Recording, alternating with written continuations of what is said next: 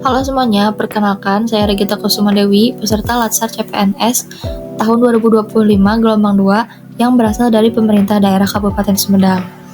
Kali ini berjumpa lagi dengan saya yang akan membahas dua komponen dari ASN berakhlak, yaitu resume akuntabel dan kompeten.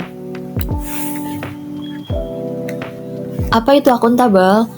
Akuntabilitas merujuk kepada kewajiban setiap individu, kelompok, atau institusi untuk memenuhi tanggung jawab dari amanah yang dipercayakan kepadanya.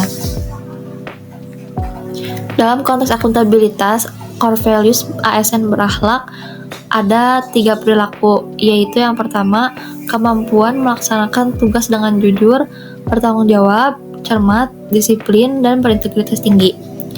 Yang kedua, kemampuan menggunakan kekayaan dan barang milik negara secara bertanggung jawab, efektif, dan efisien. Yang ketiga, kemampuan menggunakan kewenangan jabatannya dengan berintegritas tinggi. Akuntabilitas memiliki 5 tingkatan yang berbeda, yaitu dimulai dari akuntabilitas personal, individu, kelompok, organisasi, dan juga stakeholder. Yang pertama ada akuntabilitas personal. Akuntabilitas personal ini mengacu pada nilai-nilai yang ada pada diri seseorang seperti kejujuran, integritas, moral, dan etika. Akuntabilitas individu. Akuntabilitas individu ini mengacu pada hubungan antara individu dan lingkungan kerjanya, yaitu antara PNS dengan instansinya sebagai pemberi kewenangan. Selanjutnya ada akuntabilitas kelompok. Nah, di akuntabilitas kelompok ini, sebuah institusi biasanya dilakukan atas kerjasama kelompok. Yang selanjutnya, akuntabilitas organisasi. Akuntabilitas organisasi mengacu pada hasil pelaporan kinerja yang telah dicapai, baik pelaporan yang dilakukan oleh individu terhadap organisasi atau institusi, maupun kinerja organisasi kepada stakeholders lainnya.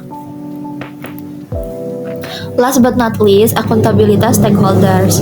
Stakeholder yang dimaksud adalah masyarakat umum, pengguna layanan, dan pembayar pajak yang memberikan masukan, saran, dan kritik terhadap kinerjanya. Nah, selain akuntabilitas, kita juga akan membahas tentang kompeten. Di dalam kompeten ini, dibahas tentang VUCA World.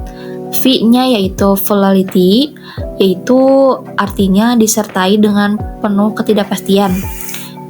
U yaitu uncertainty yang berkaitan dan saling mempengaruhi. Selanjutnya ada complexity dan ambiguitas.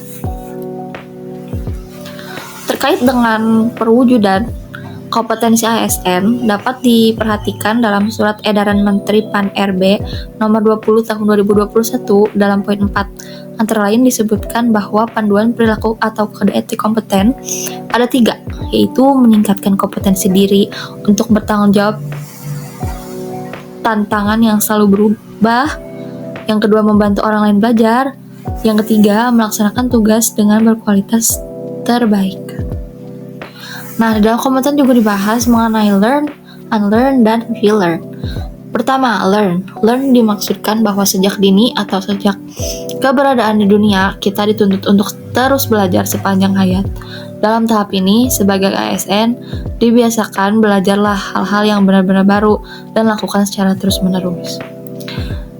Yang kedua ada unlearn. Unlearn diperlukan sebagai proses penyesuaikan atau meninggalkan pengetahuan dan keahlian lama kita dengan pengetahuan yang baru dan atau keahlian yang baru.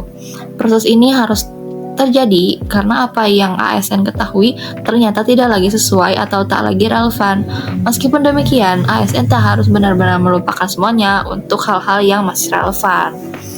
Yang ketiga ada relearn. Proses membuka diri dalam perspektif baru dengan pengakuisisi pengetahuan dan atau keahlian baru.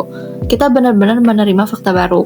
Ingat, proses membuka perspektif terjadi di dalam proses unlearn. Terima kasih. Sekian paparan dari saya mengenai akuntabilitas dan kompeten. Semoga paparan saya ini bermanfaat. Sampai bertemu lagi di paparan selanjutnya.